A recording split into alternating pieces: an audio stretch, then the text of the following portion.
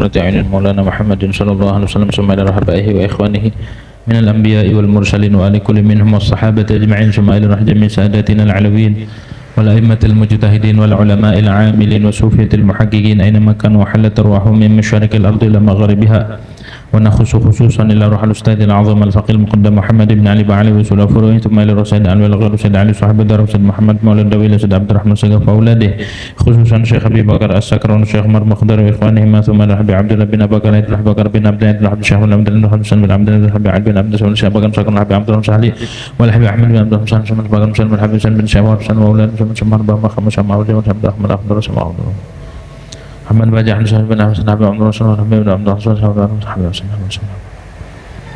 شمال الحبيب عبد الله بن الحد المولى الحبيب حسن بن عبد الحد الحبيب أحمد بن حسن الحد الحبيب أحمد بن زين الحبيب شمال الحبيب جعفر بن أحمد بن زين الحبيب شمال الحبيب أحمد بن عمر الهندوان الحبيب أحمد بن عمر بن زين بن سميت والحبيب محمد بن زين بن سميت الحبيب أحمد بن حسن عطاس الحبيب بن حسن عطاس الحبيب بكر بن عبد الله بن طالب عطاس بن صالح بن عدنان الحبيب حسن بن صالح البحر الحبيب عبد الله بن حسين طاهر الحبيب طاهر بن حسين الحبيب عبد الله بن عمر بن يحيى الحبيب بن يحيى عبد الرحمن الفقيه والحبيب عبد الله بن الفقيه والحبيب إدريس بن عمر الحبيب شمال الحبيب علي بن محمد المشي والحبيب حسين بن محمد الحبيب شمال الحبيب عبد الرحمن المشي والحبيب عبد الله بن عمر الشاتري الحبيب حسن والحبيب سالم الحبيب أهل بكر بن أبشان ثم الحبيب المشام الحبيب محمد الحبيب عبد الله بن محمد بن علي بن شهاب ثم الحبيب علي بن عبد الرحمن الحبيب شمال الحبيب علي بن حسين الحبيب عبد الله بن وسلم الحبيب حسين بن بكر الحبيب محمد بن أحمد المخضر الحبيب مصطفى بن أحمد المخضر الحبيب محمد بن إدريس الحبيب شمال الحبيب بن محمد سقف بن محمد صاحب صلى الله بن مصر حامد وصول مفروض تلاميذتهم على سلسلة منتسبين من الآخر نسمى جميع مشايخنا في الدين ومشايخ هذه البلدة أجمعين وأمواتنا وأموات أمة المسلمين أجمعين وجميع الملائكة المقربين وأولياء في الكون أجمعين حسنا محمد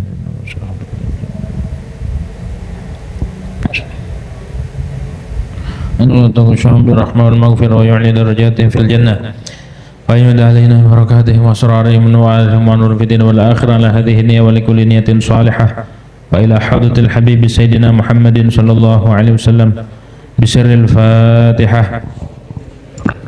أعوذ بالله من الشيطان الرجيم. بسم الله الرحمن الرحيم.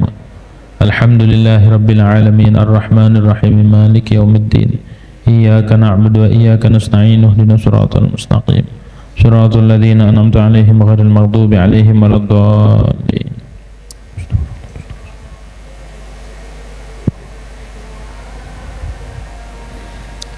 بسم الله الرحمن الرحيم.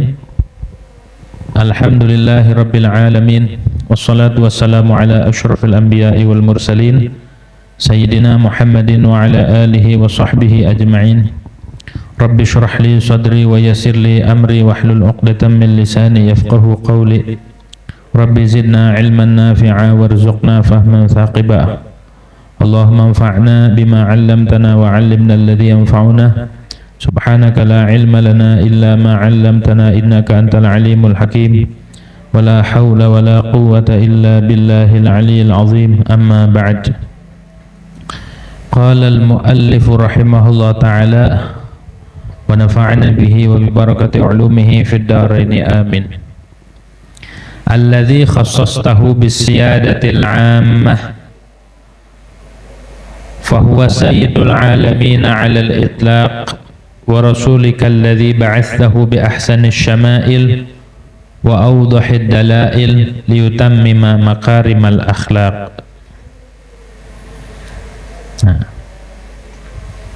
Nabi Muhammad kemarin kan sholawat, semoga Allah melimpahkan sholawat dengan paling utamanya sholawat, paling sempurna, paling langgang, paling mencakup atas junjungan kita Nabi Muhammad SAW, abdika tegasnya hambamu, alladzi khassastahu bisiyadatil ammah, yang telah engkau khususkan dengan akannya alladzi bisiyadatil ammati, dengan kepemimpinan yang am, yang mencakup.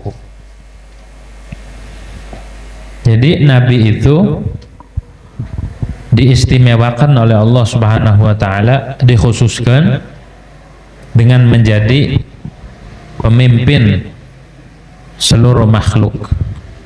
Bukan hanya pemimpin para nabi, bukan hanya pemimpin manusia, tapi di sini dikatakan alladzi khassastahu bisiyadatil ammah, yang telah engkau khususkan akannya alladzi, dengan kepemimpinan yang umum.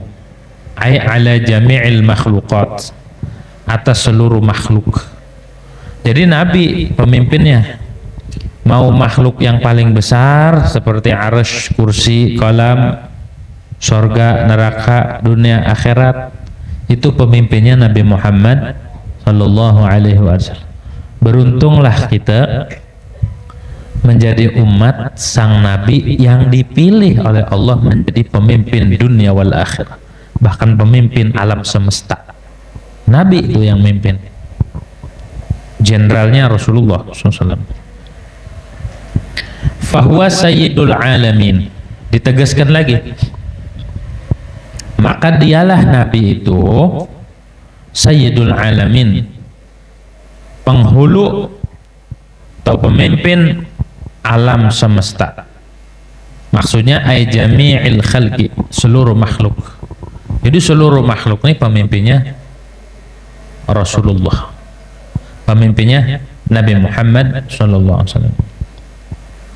Kalaulah dalam satu negara atau satu wilayah pemimpin itu meliputi atau mencakup ngurusin seluruh urusan masyarakat, baik dari segi politiknya, ekonominya, segala urusannya, itu yang nanganin memimpin. Maka pun Nabi Muhammad SAW, karena beliau itu seorang pemimpin makhluk, maka seluruh kebutuhan makhluk ada di genggaman beliau, ada di genggaman Nabi Muhammad SAW. Seluruh urusan apa aja ada di tangan Nabi. Ay al-insi wal jinni wal malaikati wa ghairihim fid dini wal akhir fid dunya wal akhirah. Tegasnya jin, manusia, malaikat dan lain-lainnya baik di dunia dan akhirat itu Nabi yang mimpin. Jadi awas jangan salah. Segala apa yang kita dapetin, baik itu nikmat dunia ataupun nikmat akhirat atau nikmat agama, semuanya melalui atau di ACC sama Nabi Muhammad. Urusan apa aja, ada orang naik jabatan, ada orang mendapatkan rezeki, itu semua melewati Rasulullah. Ada orang dapat ilmu, nggak langsung serta merta, harus melewati pemimpin dulu, tanda tangan dulu baru turun. Anggaran aja kalau nggak tanda tanganin kagak turun, tanda tangannya sah turun, apalagi urusan ma'nawi. Begitu. Awas salah memahami, jangan menganggap cuma pemimpin-pemimpin saja. Bahkan urusan apapun yang kita dapat itu sebenarnya ada izin terlebih dahulu dari Rasulullah Shallallahu Alaihi Wasallam. Halal itlaq, atas secara mutlak, min ghairi taqin, tanpa terikat oleh apapun, wala takhsisin, dan tanpa ada takhsis, tanpa ada pengecualian, tanpa ada ini khusus pemimpin ini, enggak, secara mutlak Nabi mah pemimpin. Jadi urusan dunia akhirat ada di tangan Nabi. Karena satu ketika Nabi itu lagi tertidur, antara tidur dan terjaga, Nabi diberikan kanzun min kunuzid dunia, dikasih perbendaharaan dunia, semua kekayaan dunia ini dikasih ke tangan Nabi. Kata Nabi, Allahu yu'ti wa ana qasim, Allah yang ngasih, aku yang bagi-bagi. Jadi ada orang mau dapetin hidayah, itu lewat Rasul dulu baru disampaikan, karena nggak kuat kita langsung nerima. Kita mau mendapatin ilmu, itu nggak langsung turun ke kita. Kitanya nggak kuat, bukan Allah nggak mampu, kitanya nggak sanggup. Kalau langsung mah akhirnya di ini dulu sama Nabi, di netral dulu baru turun. Makanya ada yang namanya ngaji, ada yang namanya guru. Itu fungsinya untuk nurunin ilmu. Nggak serta merta orang tuh dapat ilmu langsung, tapi melalui proses. Walaupun ilmu laduni sekalipun, tetap ada yang melalui proses dulu. Seperti Al-Imam Sya'rani, Al-Imam Ibn Athaillah, Al-Imam Abul Abbas, mereka itu punya guru dulu awalnya, baru dapat ilmu laduni, belajar dulu sama guru-gurunya. Setelah dibersihkan hatinya, baru dapat ilmu ladun. Semua itu disetorin dulu ke Rasulullah. Layak nggak ini dapat? Apakah ini mampu nggak? Nah, kalau udah layak baru dikasih. Begitulah hebatnya Nabi Muhammad SAW, ngatur stabilitas alam semesta. Kalaulah wali kutub aja umatnya Nabi itu ngatur alam semesta, ngatur kemaslahatan umat, apalagi Nabi Muhammad SAW. Jadi semuanya ada di tangan Nabi, pengen apa aja ada. Terlebih urusan akhirat, hubungan kita dengan Allah Subhanahu wa ta'ala. Wa rasulika, dan utusanmu, alladzi ba'atsahu bi ahsanis syama'il, yang telah engkau utus akannya dengan paling bagusnya perangai. Wal awdahid dalail, dan paling jelasnya bukti-bukti atau dalil-dalil. Jadi selain Nabi itu pemimpin alam semesta, Nabi juga menjadi utusan. Apa sih utusan? Utusan itu perantara. Apa sih perantara? Maksudnya mas seorang manusia yang diberi wahyu, yang diperintahkan untuk menyampaikan risalah. Apa risalahnya? Berupa aturan agama atau kemaslahatan dunia dan akhirat. Itu yang diutus, yang diemban oleh Nabi Muhammad SAW. Ya ilmu, ya tentang dunia, ya tentang akhirat, tentang segalanya itu diserahkan ke Rasulullah. Ada yang disampaikan, ada yang khusus buat Nabi Muhammad SAW. Itu maksudnya Rasul. Kalau bahasa Arabnya insanun uhiya ilaih, insanun zakarun hurrun uhiya ilaihi bil uhiya ilaihi wa umira bitablighih. Seorang manusia laki-laki merdeka, selamat daripada penyakit, diberi wahyu untuk wa uhiya ilaih, yang diberi wahyu kepadanya, wa umira bitablighih, dan diperintahkan untuk menyampaikan. Itulah Rasul.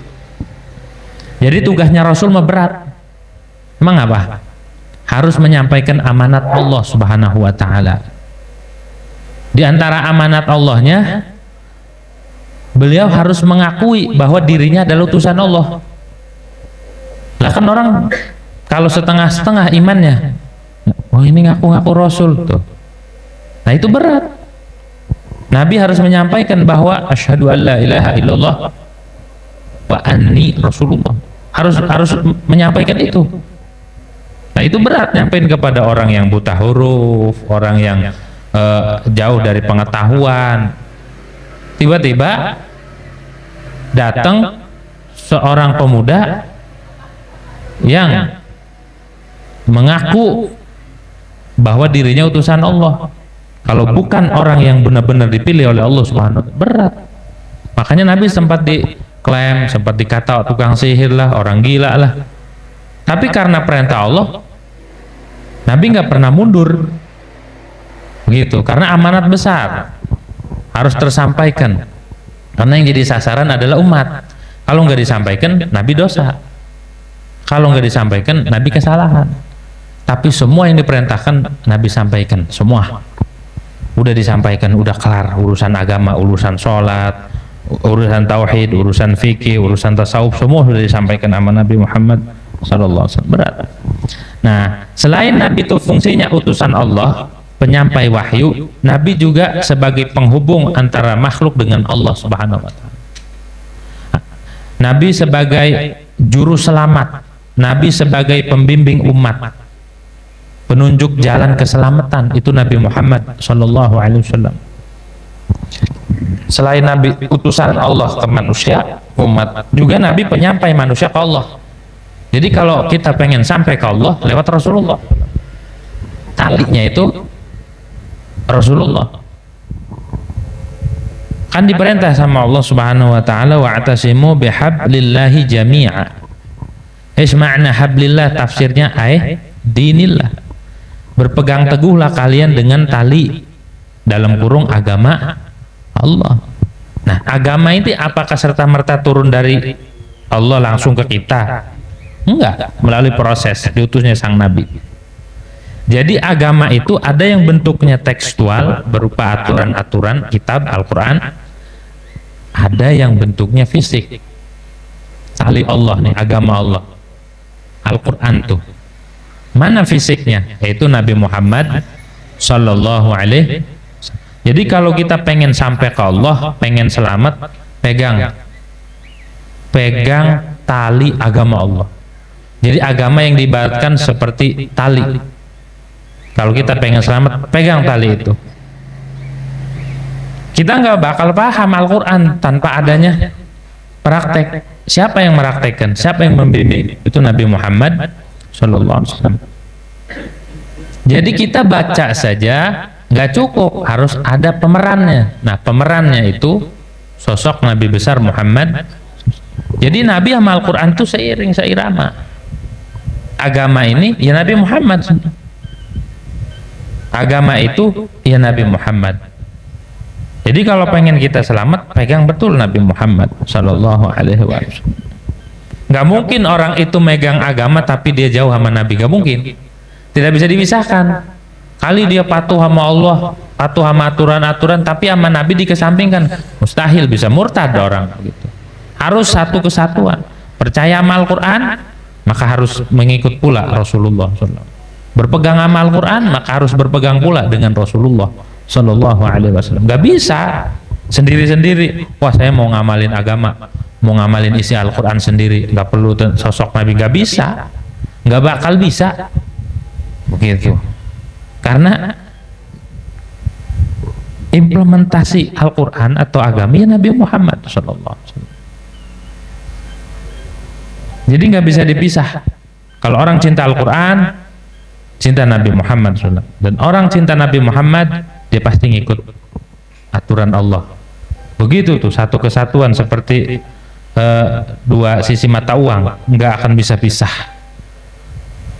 sampai hari kiamat. Itu ya. Jadi kalau pengen selamat, bukan hanya kita berpegang dengan Al-Qur'annya saja, tapi sama Nabi Muhammad Sallallahu Alaihi Wasallam kita juga harus berpegang. Gimana cara berpegangnya? Nah, ini dia, kita lagi proses ma'rifatul Rasul ini. Mengetahui tentang Rasulullah SAW dengan mengetahui dan mempelajari sifat-sifatnya.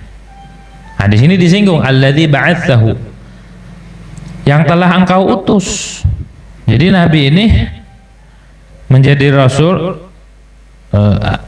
berisalatil jami' al-kamil al-muhit as-sariyah fi tada'ifil wujud bil imdad min 'ainil jud. Jadi Nabi ini menjadi utusanmu yang khusus dari Allah. Apa yang dibawa? Risalah, berupa risalah yang menghimpun, yang sempurna, yang mencakup, yang mengalir dalam tada'ifil wujud, sendi-sendi kehidupan, sendi-sendi segala yang ada, bil imdad min ainil, dengan anugerah daripada ainil jud, sumbernya kemurahan Allah Subhanahu wa taala.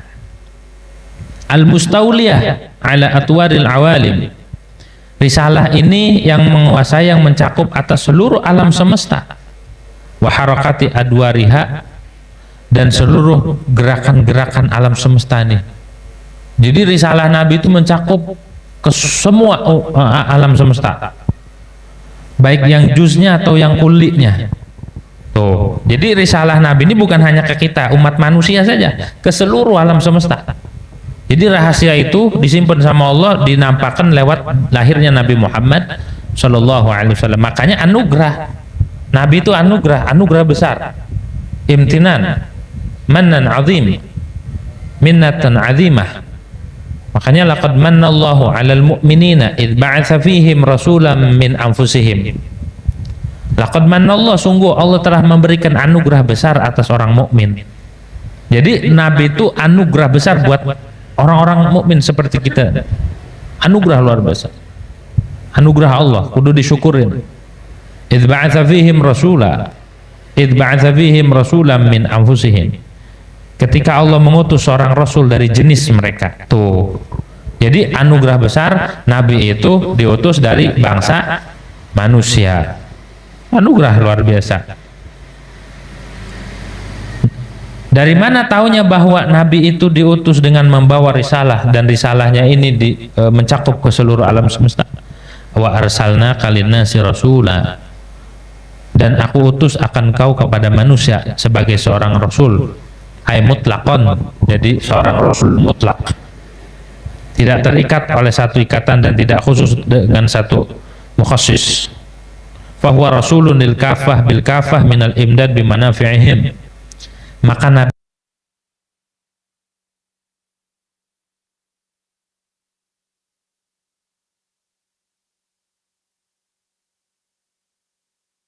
pada saja, bahkan seluruh kemanfaatan nikmat-nikmat Allah, anugerah-anugerah Allah selain itu juga termasuk risalah. Min wujud, satu diantaranya dari ada, kita diadakan, itu sebabnya siapa? Nabi Muhammad sallallahu alaihi wasallam. Wa numuin, dan tumbuh manusia itu tumbuh, kemudian tumbuh-tumbuhan dan lain sebagainya. Wa rizkin, dan rizki. Tuh, rizki juga sebabnya siapa? Nabi Muhammad sallallahu alaihi wasallam. Wa hidayah, dan hidayah. Jadi Nabi itu bukan hanya diutus sebagai petunjuk agama saja, bukan. Bahkan Nabi diutus ke alam dunia ini menjadi sebab akan terbukanya semua pintu kebaikan, pintu rezeki, ilmu, ma'rifat, hidayah, dan lain sebagainya. Itu semua Nabi Muhammad sallallahu alaihi wasallam sababnya, Rasulullah. Termasuk dalam afradnya risalah. Bagian daripada risalah adalah kemanfaatan umat juga, kemaslahatan umat juga. Itu Nabi Muhammad sallallahu alaihi wasallam sababnya. Wa dalalatan ala turuqi rasyadihim, dan sebagai petunjuk atas jalan petunjuknya mereka. Wa ma huwal aslah bihim fi ma'ashihim wa ma'adihim, dan apa yang maslahat dengan mereka di dalam kehidupan dunia, wa ma'adihim, dan tempat kembali mereka. Wa ma yaltahiq bidzalika minar rahmatil mursal biha, dan apa-apa yang mengiringi dengannya daripada rahmat yang diutus dengannya, bimuqtada, dengan ketetapan firman Allah, wa ma arsalnaka illa rahmatan lil alamin, tidaklah aku mengutusmu melainkan menjadi rahmat. Bahkan Nabi itu bukan hanya rahmah, ainur rahmah, sumbernya rahmat alam semesta ini, itu Nabi Muhammad sallallahu alaihi wasallam. Jadi sumbernya nikmat, sumbernya rahmah, sumbernya kebahagiaan yang Allah ciptakan itu adalah Nabi Muhammad sallallahu alaihi wasallam. Udah paling top dah, paling enak, nikmat paling besar, nikmat paling agung adalah adanya Nabi Muhammad sallallahu alaihi wasallam, diutusnya Nabi Muhammad sallallahu alaihi wasallam. Bukan hanya itu, Nabi diutus bi ahsanis syama'il. Selain membawa anugerah buat alam semesta, kebaikan buat alam semesta, Nabi juga diutus dengan ahsanis syama'il, paling bagusnya akhlak, paling bagusnya perangai. Nabi itu, siapa yang ngedidik Nabi begitu? Allah Subhanahu wa ta'ala. Siapa yang nyampaikan? Nabi Muhammad. Kata Nabi, adabani rabbi fa ahsana ta'dibi, telah mendidik akan diriku. Siapa yang mendidik? Rabbi, langsung yang didik Allah. Jadi Nabi perilakunya Allah yang didik. Cara Nabi makan, cara Nabi tidur, cara Nabi duduk, cara Nabi bangun, cara Nabi berkomunikasi, cara Nabi berinteraksi, cara Nabi senyum, cara Nabi nunjuk, cara Nabi nasehatin. Apapun yang Nabi lakukan semua didikan Allah langsung. Nabi yang katakan adabani rabbi, Tuhanku yang mendidik aku, Tuhanku telah mendidik aku, fa ahsana ta'dibi, maka Tuhanku memperbaiki akan cara mendidikku. Makanya di sini ahsanis syama'il. Jadi akhlak Nabi diadopsi dari Allah langsung yang ngajarin. Makanya belajar tentang Nabi Muhammad SAW itu sebenarnya belajar tentang akhlak yang diajarkan oleh Allah Subhanahu wa Ta'ala. Jadi apapun yang Nabi lakukan itu atas izin Allah semuanya. Seperti katakan, ya ayuhan nabiyyu inna arsalnaka syahidan mubasyiran wa nadhira wa da'iyan ilallahi biiznih. Oh, biiznih dengan izin Nabi, dengan izin Allah. Wa da'iyan ilallah biiznih wa sirajan munira wa basyiril mu'minina bi anna lahum minallahi fadlan kabira. Jadi Nabi, wahai sang Nabi, inna arsalnaka syahida, sungguhnya aku mengutusmu sebagai seorang saksi. Saksi buat siapa? Saksi buat orang yang taat kepada Allah. Wa mubasyiran, dan yang memberi kabar gembira, aibil jannah. Buat orang yang taat, Nabi kasih kabar gembira. Orang yang taat kepada Allah, orang yang istiqamah, maka dia mendapatkan surga. Wa nadhira, dan yang memberi peringatan, aibin nar. Nabi ngasih peringatan, awas jangan maksiat, awas jangan begini, nanti masuk neraka. Wa da'iyan ilallah, dan yang mengajak kepada Allah. Di sini nih jarang yang nyampe nih. Mubasyir membuat orang awam, nadhira juga buat orang, seluruhnya buat orang awam.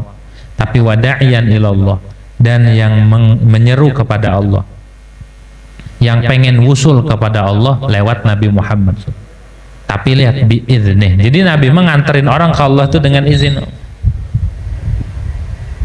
Orang andai niru perilaku Rasul yang sederhana aja, cara makannya pakai tangan kanan, minumnya, terus cara tidurnya, masuk kamar mandinya, keluar dari kamar mandi pakai kaki kanan, terus ke masjid kemana duduknya, akhlak berdiri, akhlak di majelisnya, ngikutin Nabi aja, udah nggak usah neko-neko, pasti dia sampai ke Allah. Karena emang sosok Nabi itu da'iyan ilallah. Nabi mah udah gelarnya da'iyan ilallah. Kalau lah ada orang digelari, dia misalkan kuliah 4 tahun dapat gelar khusus, dia gelarnya misalkan gelar sejadah gelar, dapat gelar S1-nya apa, teknik ini segala macam, terus jadi ahli.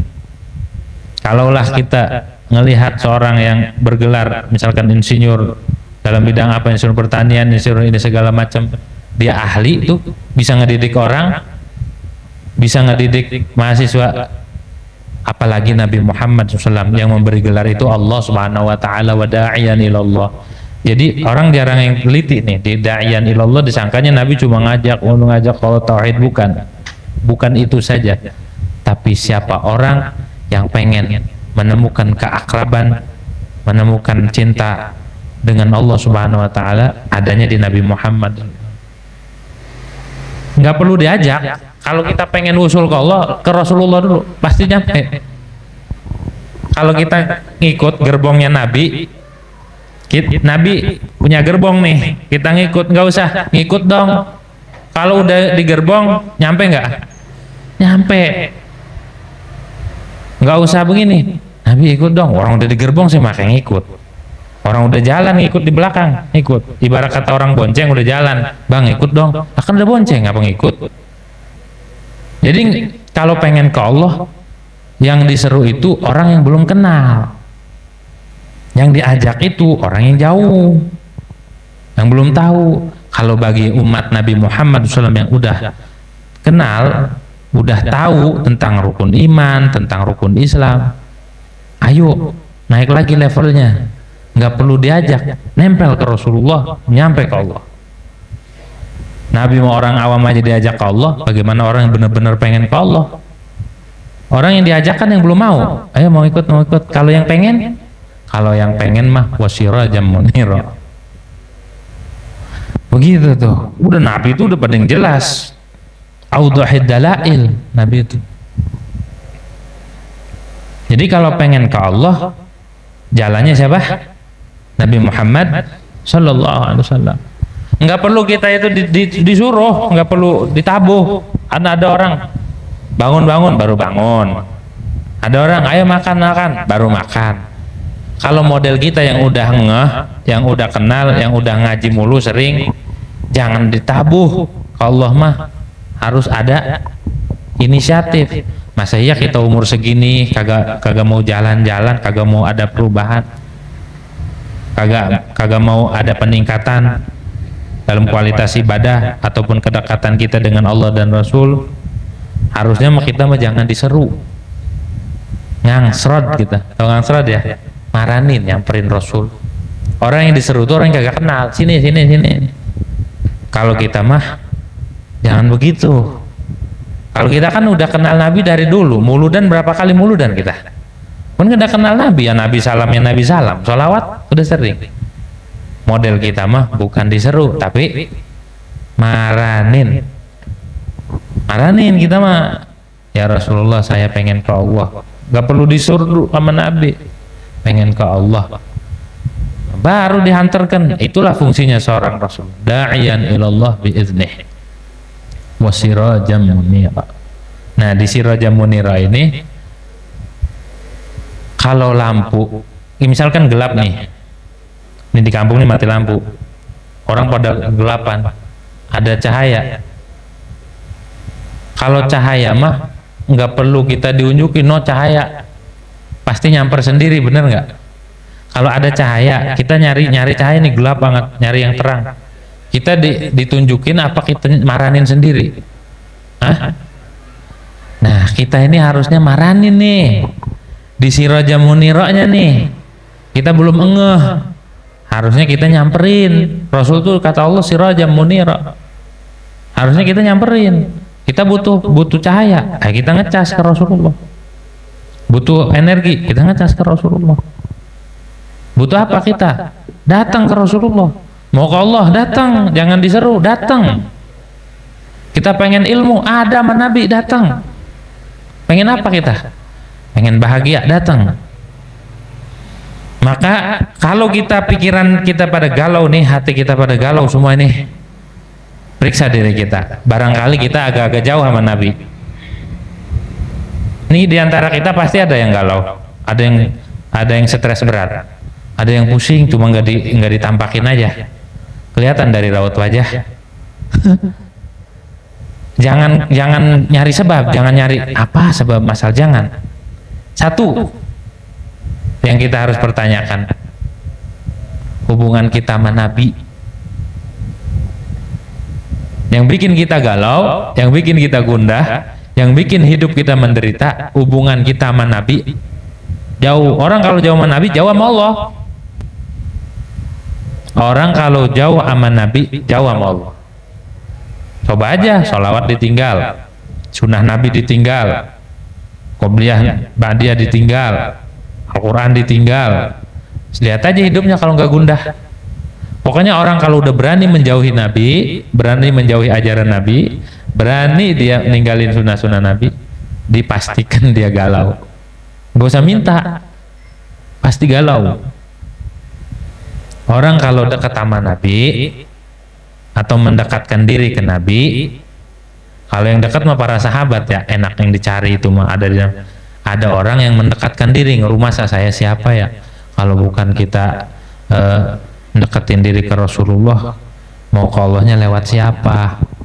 Maka dari itu kita ini jangan menjadi umat yang apa-apanya kudu diingetin mulu, apa-apanya kudu ditabuh dulu, apa-apanya kudu. Kita udah gede, kita ini ngaji udah bukan setahun 2 tahun, kita ngedengerin ceramah bukan sekali 2 kali, kita kenal ustadz bukan 1-2 gitu. Pengajian di mana-mana, lo kan mau ke Allah pengennya diingetin mulu, inisiatif sendiri datang gitu ya, harus ada keinginan. Karena kalau pengen ke Allah, Nabi tuh paling jelasnya dalil ya Nabi. Wa ba'atsahu bi'awdahid dalail, dan engkau utus Nabi dengan membawa paling jelasnya hujjah, dalil-dalil. Seperti apa? Di sini al-hujjajil balighah, tegasnya hujjah-hujjah yang sangat al-qati'ah yang pasti, yang memutuskan hujamah musuh, wal barahinil wadihati sati'ah, dan bukti-bukti, dalil-dalil yang jelas, as-sati'ah yang terang, adalati ala sidqih yang menunjukkan atas kebenaran Nabi, wa sihhatan nubuwatih dan sahih kenabian Nabi, wa risalati dan kerasulan Nabi, dilalatan wadihah dengan dilalah yang jelas. Jadi Nabi diutus, bawa bukti juga bahwa Nabi itu seorang Rasul. Mana buktinya? Kan syikakil qamar, membelah bulan. Bulan dibelah di zaman Nabi. Diperkuat Nabi biar musuh itu pada percaya. Biar musuh pada percaya bahwa Nabi itu adalah utusan Allah. Wa taslimil hajar, dan memberi salamnya batu, wasyajar dan pohon. Pohon pada bersalam ke Rasulullah. Assalamualaikum ayuhan nabi wa rahmatullah. Semua hewan apa batu pada salam ke Rasulullah. Assalamualaikum ya Rasulullah. Itu bukti bahwa Nabi itu Rasul. Wahaninil jid'i, dan rintihan pohon korma. Korma ngerintih, nangis ketika berpisah sama Rasulullah. Korma aja sedih ketika berpisah sama Nabi. Masa kita jauh sama Nabi kagak sedih sama sekali? Sholawat mulai ditinggal, terus akhlak-akhlak Nabi, sunnah-sunnah Nabi mulai ditinggal. Masa kita nggak ada perasaan sedih sama sekali? Harusnya kita nyesel. Ya Allah, kenapa saya begini ya? Biasanya malam Jumat baca ini enggak. Itu harusnya sedih. Harusnya sedih. Wa nab'il ma, dan nyumbernya air, ngalirnya air mimbaini asabihi, dari jari jemari. Nabi itu jari jemarinya bisa ngeluarin air, tapi tetap enggak seketika begini ngucur, enggak. Waktu mau wudu diterangkan di dalam kitab Hasyiah Tarmasi. Jadi waktu Nabi mau wudu, air kurang nih. Akhirnya Nabi nyuruh sahabat, coba cari air, cari siapa yang punya air. Ada tuh sewadah, cuma kalau buat wudu, buat minum gak cukup, buat rombongan. Akhirnya letakin, kata Nabi, diletakin. Habis itu sama Nabi taruh tangannya, itu nyumber dari tangannya. Itu air cukup buat wudu, buat minum. Ada yang bilang 30 orang, ada yang bilang 300 orang. Cukup, padahal wadahnya kecil. Itu bukti bahwa Nabi itu utusan Allah. Dikasih itu buat mematahkan argumen-argumen atau membantah mereka yang kagak percaya. Dibuktiin. Oh, Nabi itu. Wa tasbihil hasa, dan bertasbihnya kerikil di tangan Nabi. Ada orang pengen bukti. Itu batu kerikil, dia angkat tangannya. Bertasbih, semua ngedengar. Allah, subhanallah. Benda mati aja di tangan Nabi bisa bicara. Wamaji isyajar li da'watih, dan pohon datang diundang Nabi. Pohon sini, jalan kada kakinya. Itu dalil bahwa Nabi itu seorang Rasul. Itu buktinya tuh, nyata. Apalagi yang harus diingkari? Semua kenyataan. Wa qadza syahadatul kutubil munazzalah. Begitu juga persaksian kitab-kitab yang diturunkan dari zaman dulu sampai Al-Quran. Itu membuktikan Nabi itu seorang Rasul. Bukan hanya itu, wattisafi bi anwa'il kamalat, dan tersifatannya Nabi dengan seluruh macam kesempurnaan. Wa mastamala alaihi min mahasinis sifat, dan apa-apa yang mencakup atasnya dari bagusnya sifat Nabi. Selain bukti dari eksternal, bukti-bukti yang dari luar, diri Nabi juga menjadi dalil. Nabi kan sempurna nih, suaranya enak, mukanya rupawan, fisiknya Nabi tuh nggak ada yang cacat, semuanya sempurna, bahkan akhlaknya pun sempurna. Jadi yang paling zahir, yang paling jelasnya bukti atau mukjizat ataupun dalil-dalil bahwa Nabi itu adalah utusan Allah, ya dirinya. Kalau membelah bulan mah di luar masih. Bulan sama Nabi muliaan mana? Muliaan Nabi. Cuma ngebelah enggak menjadi spektakuler seperti lahirnya Nabi. Terus pohon bisa jalan, padahal benda mati kan, padahal pohon itu bukan makhluk hidup seperti manusia. Terus batu-batu bisa bertasbih dan lain sebagainya. Aneh, namanya itu khariqul adat, itu mukjizat. Itu namanya khususiyat. Tapi yang paling top lagi dalilnya adalah Nabi Muhammad SAW sendiri. Nabi itu sendiri itu dalil. Makanya dikatakan laulam takun fihi ayatun mubayyinatun lakana manzaruhu yumbika bil khabar.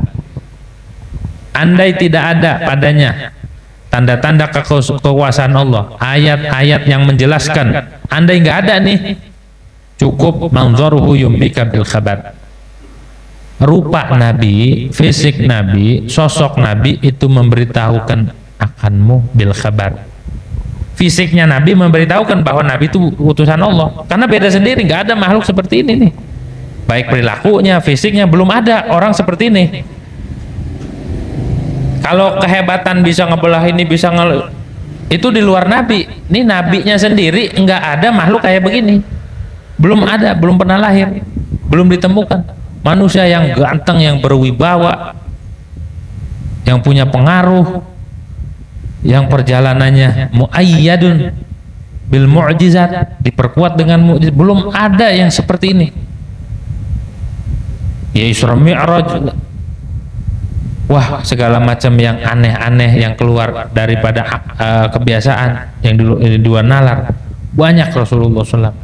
Tapi yang paling top diantara semua adalah dirinya Nabi, itu paling top. Orang kan ngelihat bulan terbelah, wow, terpukau. Tapi diri Nabi lebih hebat, lebih mulia, lebih top ketimbang terbelahnya bulan. Begitu maksudnya. Andai nggak ada ayat kayak gitu, cukup diri Nabi bukti akan kebesaran Allah dan bukti bahwa Nabi itu adalah utusan Allah Subhanahu wa Ta'ala. Dari segi perilakunya nih, perilakunya Nabi itu menandakan ini utusan Allah.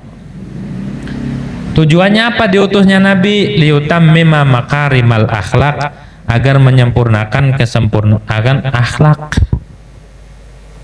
Berarti akhlaknya udah ada dong, tinggal disempurnain doang. Iya memang. Kanatil Arab ahsanan nas akhlaqan. Dulu orang Arab tuh orang yang punya akhlak yang bagus. Dulu. Kenapa? Bima baqiya indahu min syariat Ibrahim. Karena mewarisi syariat Nabi Ibrahim. Wa kanu dhallu bil kufri min katsir minha.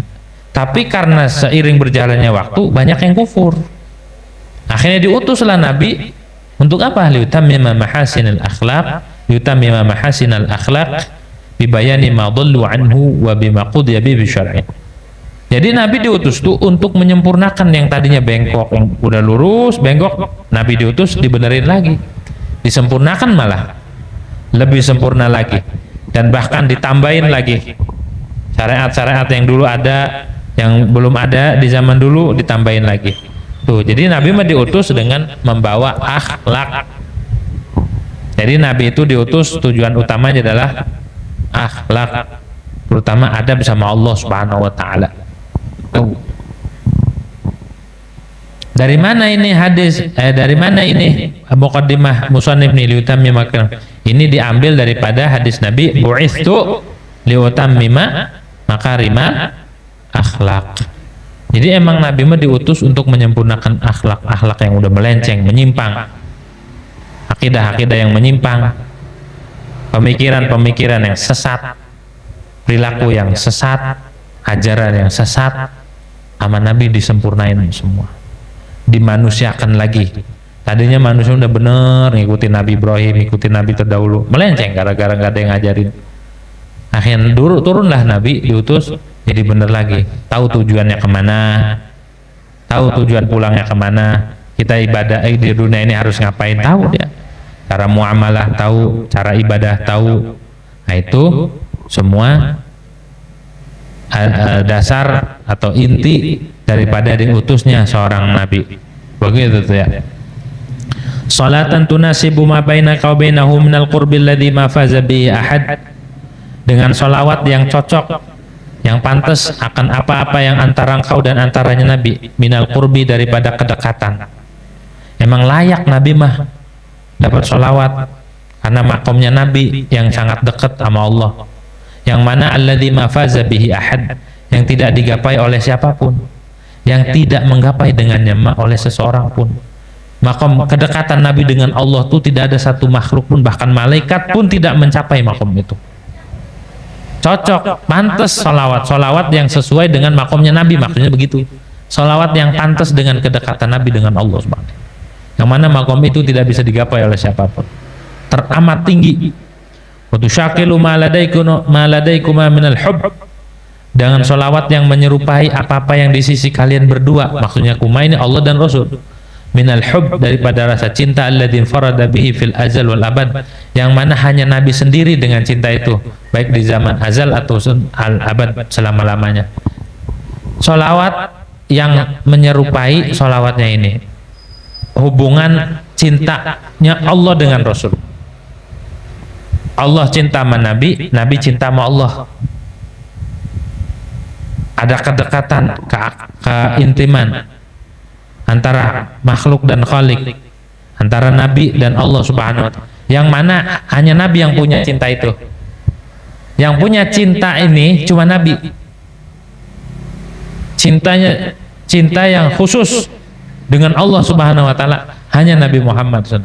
Begitu pula sebaliknya, cinta Allah yang khusus buat Nabi Muhammad sallallahu alaihi wasallam. Makanya kalau orang dekat-dekat sama orang yang dicintai Allah, cintanya spesial, mudah-mudahan kita kecipratan, kita dekat sama Nabi itu, karena Nabi mau cinta spesial dari Allah.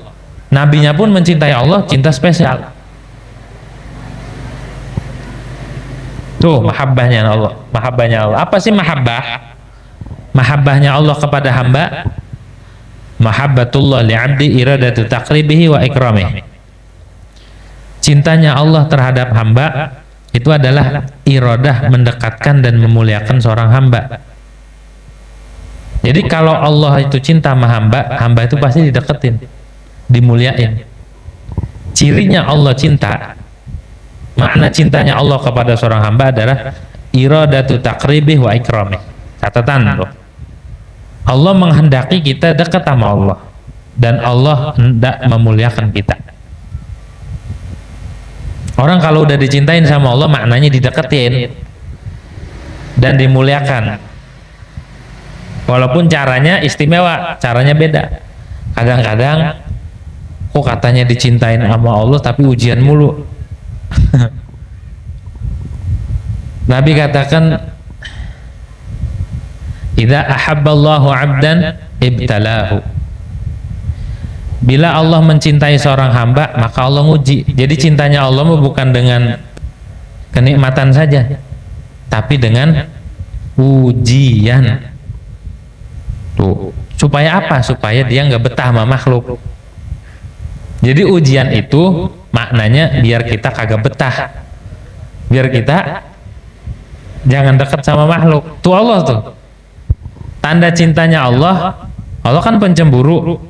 Allah cemburu kalau hati kita ada yang lain. Contohnya sederhana, ada orang punya bini dua, bini yang atu dibeliin kalung, bini yang atu kagak. Cemburu nggak?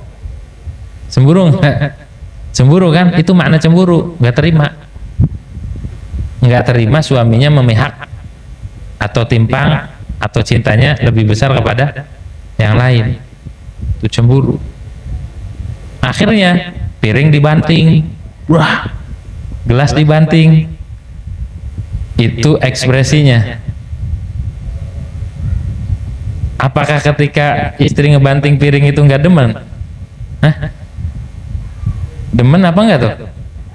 Kalau ada istri di rumah ngamuk-ngamuk gara-gara suaminya demen sama yang lain atau sama istri yang lain, dia lebih memihak. Akhirnya bini yang satu ngamuk-ngamuk. Ini maknanya cinta apa enggak tuh?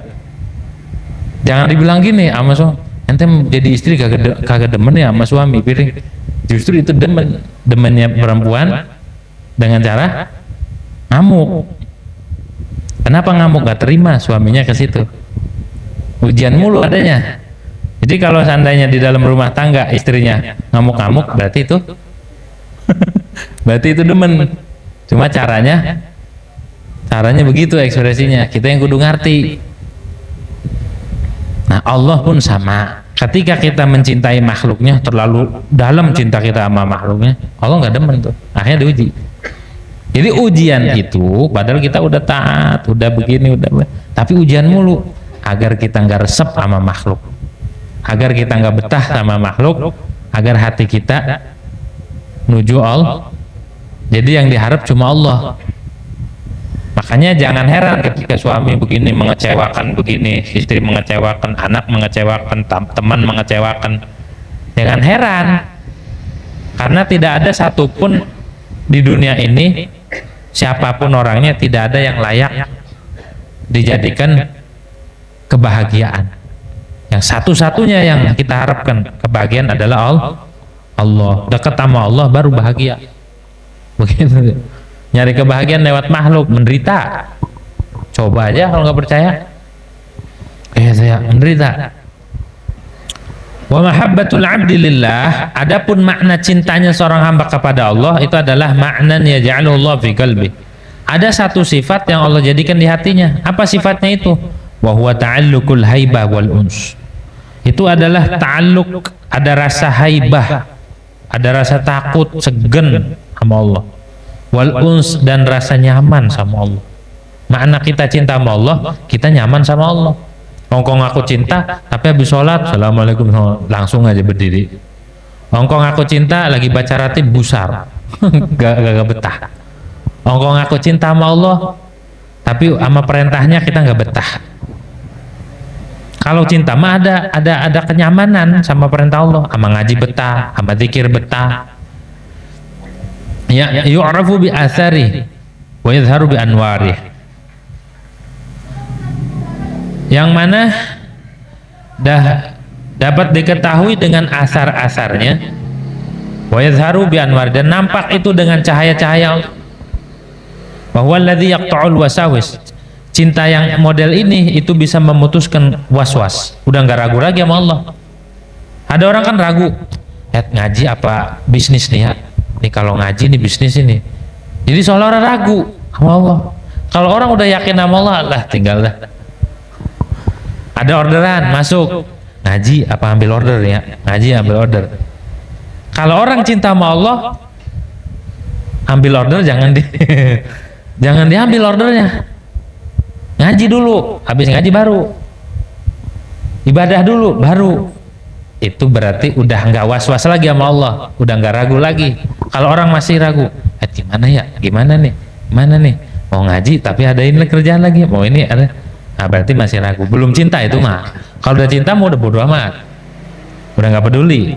Wailudzu bil khidmah, dia merasa ladzat dengan khidmat kepada Allah Subhanahu wa ta'ala. Usalli al masaib, dan dia merasa terhibur dari musibah-musibah itu.